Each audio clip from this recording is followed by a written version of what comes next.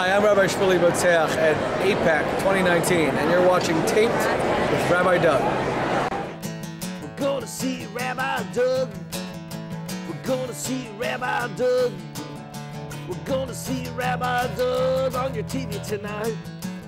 But Daddy, I want to watch Monday Night Football. Forget about Monday Night Football. There's no other thing we're going to watch on Monday but Rabbi Doug. Yeah, Rabbi Doug on TV tonight.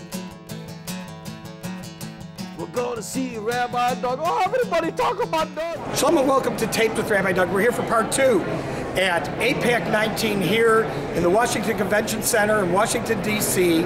And I am here with Michal Belzber. She is one of the people who run the organization called One Family, and we're going to talk about that in a minute. But part of your motivation in One Family has to do with something that happened in Israel, a terror attack, when you were 12 years old. So first of all, tell us a little bit about that. Everyone knows about the terror attack at Sparrow, but tell us a little bit how it affected you as a 12-year-old. So really, when I was turning 12, we were going to celebrate this big party that I asked for, For your bat mitzvah. For my bat mitzvah, and then we realized that it was not the right time to celebrate. There were so many attacks happening. There were so many people injured and killed and suffering, and we decided that instead of celebrating the bat mitzvah, we're going to start this organization and we're going to help these people because we wanted to help these people since they were our own family. Now, where did you live at the time? I was living in Israel, but we were traveling and we were abroad. We were visiting family. In the States? In the States, and after that we were meant to come to Israel to have a party with everybody. And nobody wanted to come. It was like too much for everybody. So they were happy to donate the money. So you took all the money that you collected for bat mitzvah presents and donated and the event. And the events. And your own money, right, that you were going to spend on the event, everything, and you donated it to the victims of the Sparrow bombing? To the victims of the Sparrow bombing, to the people, to the bereaved families, and then also from before, it kind of led to, one thing led to the next, where we understood that people need help. It's not just money that they need, it's the support, it's the family, it's the love. So in the midst of this act of tzedakah and chesed, you formed an organization, and it was you and your mom. Who else got involved at the beginning? So really, I don't want to take any of the credit. My parents were the ones who came up with the whole idea and the whole thing because we really wanted to do something to help. We didn't feel it was right to celebrate. I was 12, I was a little girl. I don't take any credit. My parents really were the ones who worked day and night to make this organization what it is today. So now you're a young adult and you are a speaker here at the AIPAC conference.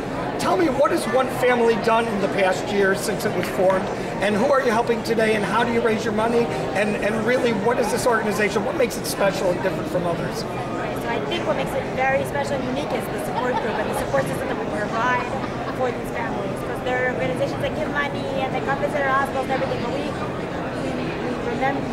go through the day-to-day life of these people. They go through something and we know that they need us from the morning to the evening. We know that they need us all the time. They need the hug, they need the phone call, they need the relationship.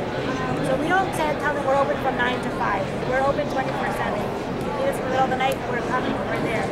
The last year, the different programs that we've been doing is retreats for bereaved families, we go visit the injured. We have the orphans division that come together and they do have counselors and really have ongoing help. We have the youth division that we have counselors and we have programs that are happening all the time. We went to give shulchan manot at people's houses. That way we get volunteers to help and go visit people's homes. We ran the Jerusalem Marathon with 250 people. It was very, very special. You see the victims of terror running through the streets of Jerusalem, where they walk by places where there were attacks that happened, and we're running there with Americans, with Israelis, with everybody, and that's victory. We're running through the places where people were murdered. Absolutely amazing, absolutely amazing. It all started with an almost bat mitzvah party for Michal Belzber.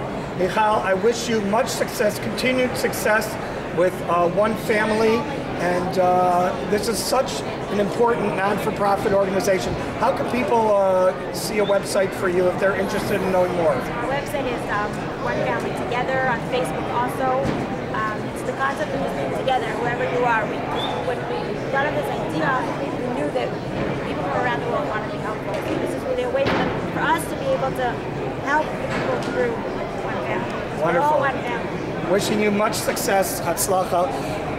Michal Belzber of One Family here on Taped with Rabbi Doug at AIPAC 19. Stay with us and we'll be back. Hi, I'm Congressman Steny from Maryland, and you're watching Rabbi Doug. House Majority Leader Steny. Good evening.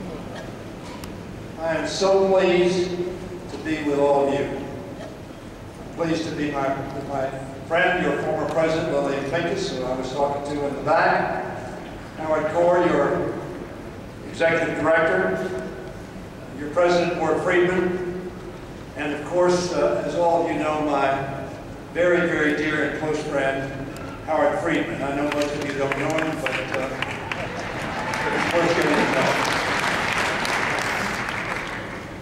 Ladies and gentlemen, as you may know, I am not Jewish. Nor do I represent a large Jewish constituency. I interviewed him last year, it was great. But I have visited Israel for every decade in the last 15 times.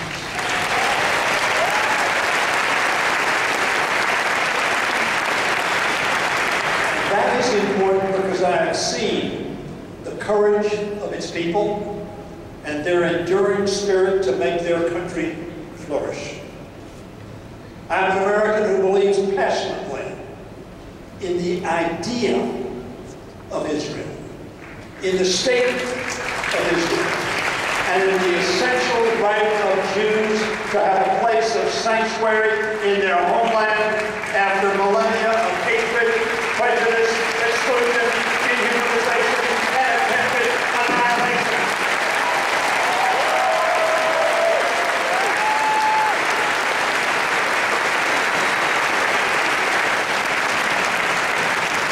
I've worked all my career to build and maintain a bipartisan consensus in support of Israel. We must stand firm in this fight. Support for Israel must never be a partisan issue or perceived as a partisan issue.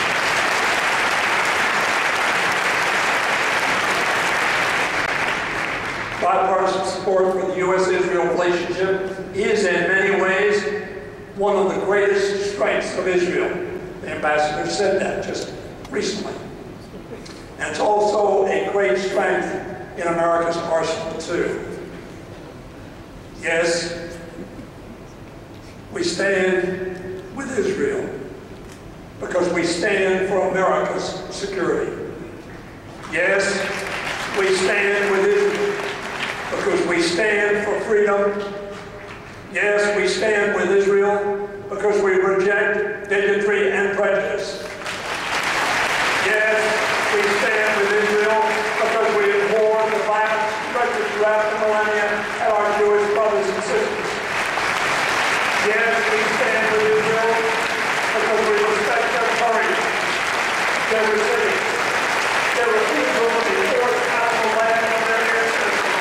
Yes, we stand with Israel.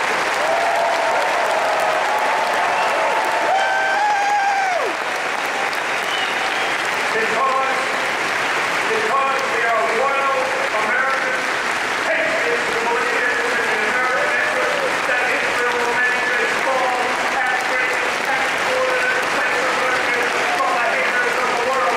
Yes, we stand with Israel.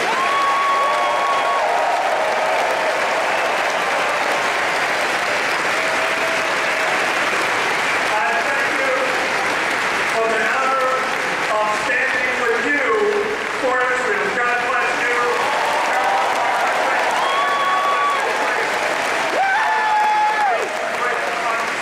Thank you very much.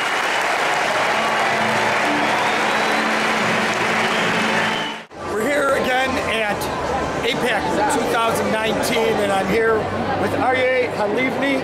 He is the leader, the founder of Toldot Yisrael, which is an organization which interviews people. And why don't you tell me a little bit about the type of people that you're interviewing and archiving for the future? The project is to interview people that were part of the founding of the State of Israel, a generation that participated in a whole range of ways. Some of the people who were fought in the War of Independence, people who were involved in the underground movements, or people who were just in the right place at the right time and were witness to history. And it's not just a military history, it's a whole story. We interview people, the guy who was the tailor who made the first uniform for the IDF, on to the people who ended up becoming the directors of the Mossad or president of the country. It's a whole range of stories. It's wonderful, it's wonderful. What led you to do this? Was possibly Steven Spielberg sort of an idea maker that brought this on as he did with Holocaust?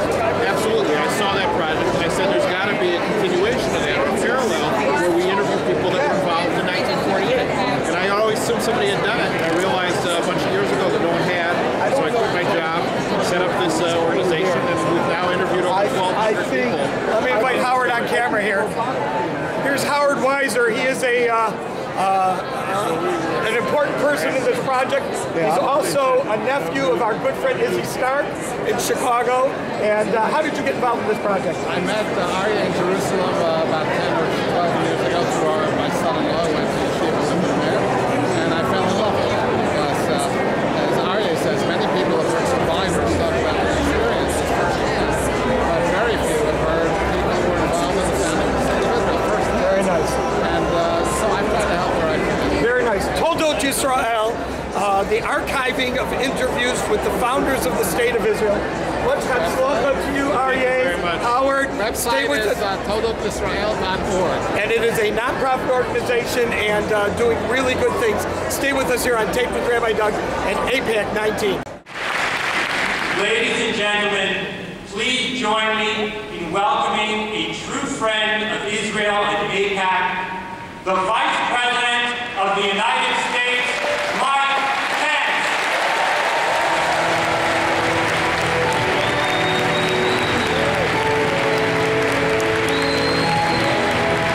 Well, hello, AIPAC. Thank you for that warm welcome. What an amazing turnout. And how about a round of applause for the great AIPAC team to put this extraordinary 2019 Policy Conference together. AIPAC President Mort Friedman and my good friend Howard Moore.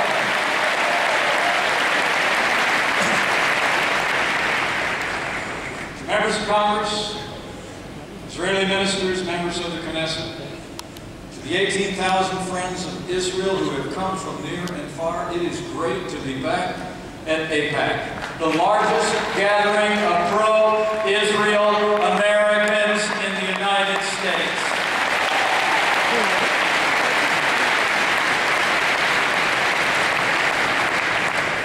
And speaking of pro-Israel Americans, allow me to bring greetings from a friend of mine.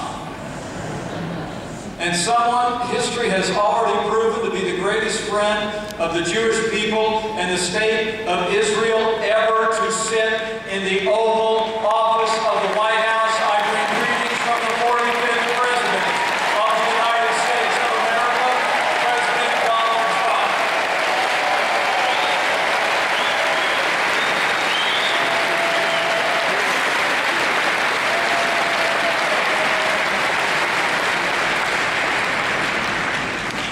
We gather here today as Americans to speak about the progress that we've made and the strength of our alliance with our most cherished ally. But I just have to say, yesterday was a great day for our country, our president, and every American who cherishes the truth.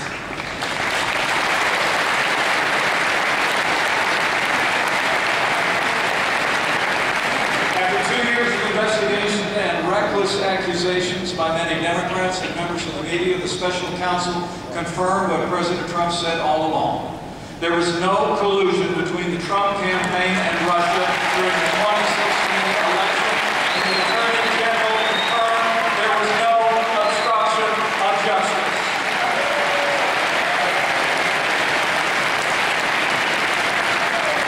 Make no mistake about it, my fellow Americans, this was a total vindication dedication, the President of the United States and our campaign.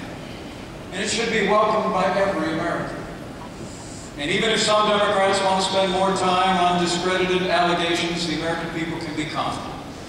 The President and I are going to continue to focus where we always have, on the issues that are most important to our country, on a stronger and more prosperous America, and on a safer world. And that's exactly what we've done since the first day of this administration. When you think about it, President Trump promised to rebuild our military, and he signed into law the largest investment in our national defense since the days of Ronald Reagan. With that renewed American strength, he promised to take the fight to radical Islamic terrorism on our terms on their soil. And as the Department of Defense confirmed Friday, thanks to the courage of our armed forces and our partners in the region, the last inch of ground controlled by the Islamic State in Syria has been captured.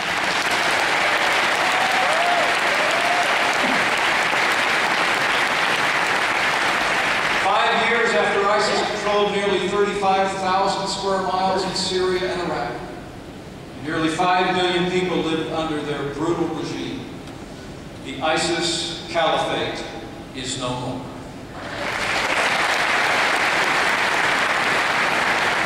President Trump also promised to revive the American economy, to cut taxes, to roll back regulation, and unleash American energy. And he did it.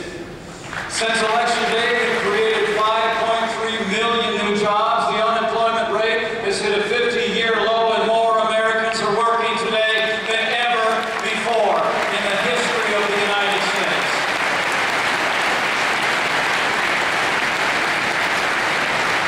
No matter how you measure it, record job growth, record investment, record employment, the American economy is once again the envy of the world.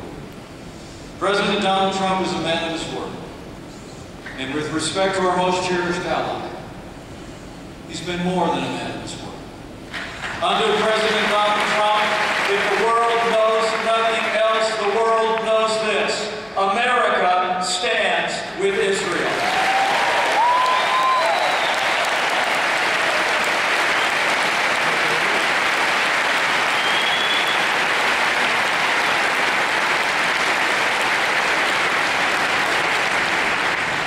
You know, it's the greatest honor of my life to serve as Vice President alongside a President who cares so deeply about the state of Israel.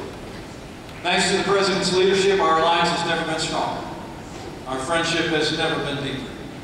We stand with Israel today for the same reasons the American people have always stood with Israel. We stand with Israel because her cause is our cause. Her values are our values. And her fight is our fight. We stand with Israel because we believe in right over wrong, in good over evil, in liberty over tyranny. We stand with Israel today, tomorrow, and we always will.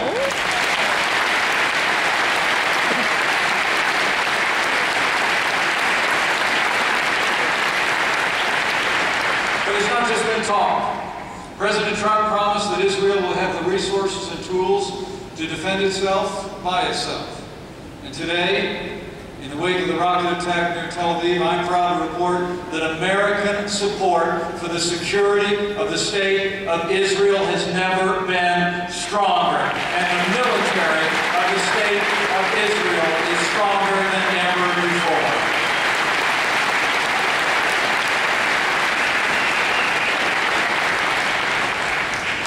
President Trump also promised to shut down the PLO office in Washington if the Palestinian Authority refused to take immediate steps to stop funding terrorists who murder innocent Israeli civilians with American tax dollars. And when the PLO refused, President Trump shut their office down.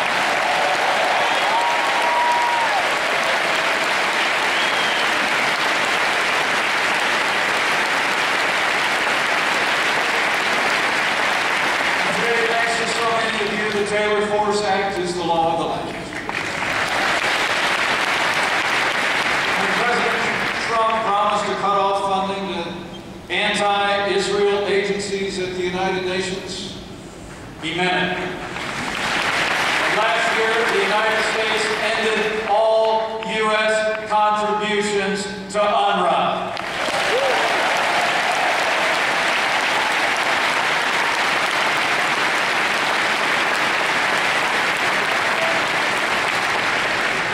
Beyond all that, the President promised to stand up to the world's leading state sponsor of terror. And he withdrew the United States of America from the disastrous nuclear deal with Iran. There'll be no more Paris attacks to the mullahs in Iran. And today, for the first time in 52 years, with Prime Minister Netanyahu at his side, the President of the United States will formally recognize Israel's sovereignty over the Golan Heights.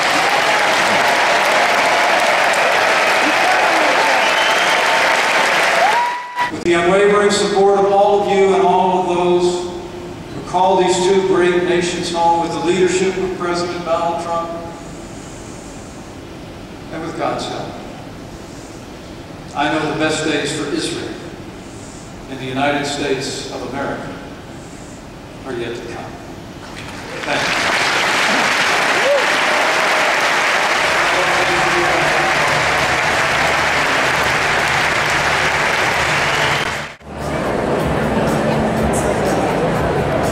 Well, we're here at Taped with Rabbi Doug, and I'm here at the Magen David Adom display and booth at AIPAC 19 here in Washington, D.C. I'm here with Richard Zelin of the Magen David Adom Chicago office, with Elana Abrams. She is a paramedic from Yisrael for Magen David Adom. Tell me, Richard, and if you'll speak real loud, why did Magen David Adom decide to set up a display this year at AIPAC? This is an opportunity for us to showcase the life-saving work of Magen David Adom. So this is, there's a lot of people here. It's an opportunity for more people to be made aware of what we're doing in Israel. And Elana, I want to ask you, the ambulance that's here reminds me of the Hatzalah ambulance that they use for Hatzalah. Did one of them come first or one of them come second? How did this come about, that they started using ambulances on motorcycles? I work for Magen David Adom, the National Emergency Medical Service in Israel, and we have vehicles such as the motorcycle and the mobile intensive care unit, which are here both in the exhibit today, that go out and provide first response for patients all over Israel nationwide. Do you ride the motorcycle yourself? I don't ride the motorcycle, I ride the big ambulance. You ride the big ambulance. Very nice, very nice. Tell me, how many ambulances, since you're from Chicago, how many ambulances from Chicago people have been donated? I know my own neighbor, of blessed memory, Don Kirshner, donated an ambulance I was very well aware of, in memory of his parents. How many Chicago ambulances have come out? I could say more for the region rather than Chicago, because we're responsible. The Chicago office is really responsible for the Midwest. We sponsored about 15 ambulances last year.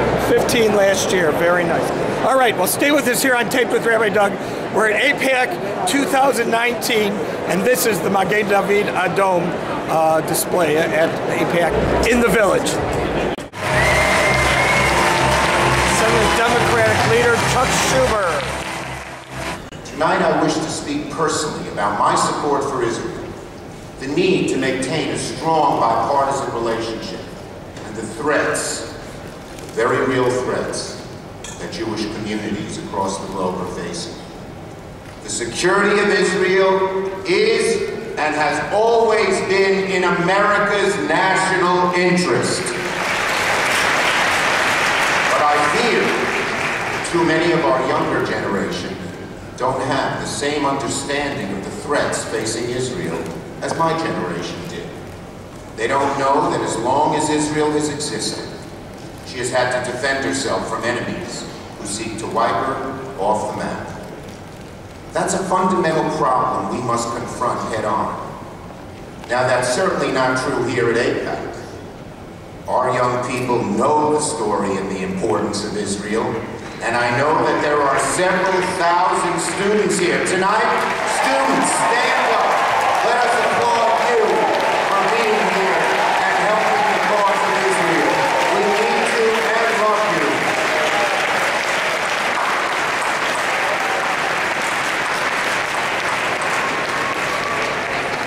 know that this problem of ignorance about Israel's difficult history still persists at too large a scale, particularly among young people.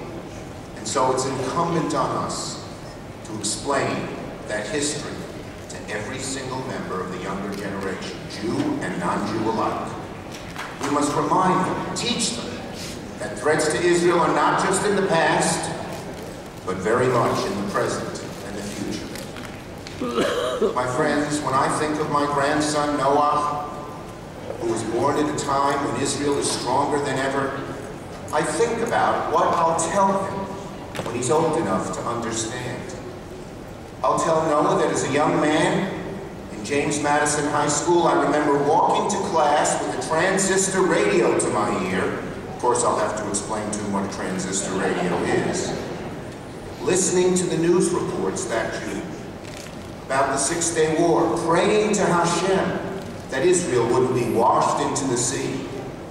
I'll tell Noah that there was a great and articulate Israeli ambassador to the UN, Aryeh, who bravely came to lecture at my college while the SDS-PLP was waging a campaign against, quote, Zionist imperialists, saying Israel had no right to exist.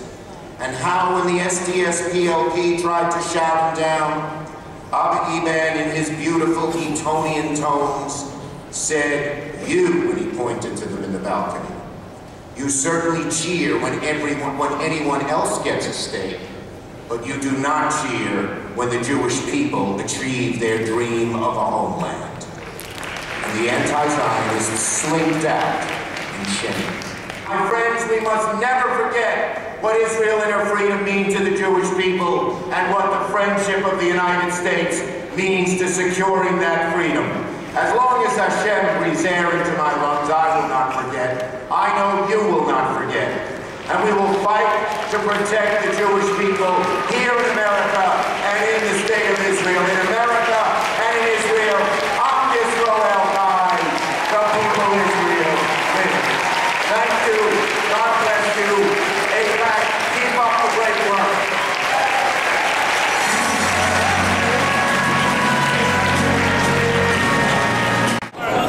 Well, that's it for part 2 here at the Washington Convention Center at AIPAC 19. Remember, you can check out our website, www.tvrabbi.com, where you can also see former shows on the web. If you want to email us, it's info@tvrabbi.com. You won't want to miss part 3 here at AIPAC 19 on our next episode, so stay with us next time right here on Tape with Rabbi Doug. Shalom, everyone. Hello, I'm David Broza, and you're watching Tape with Rabbi Doug.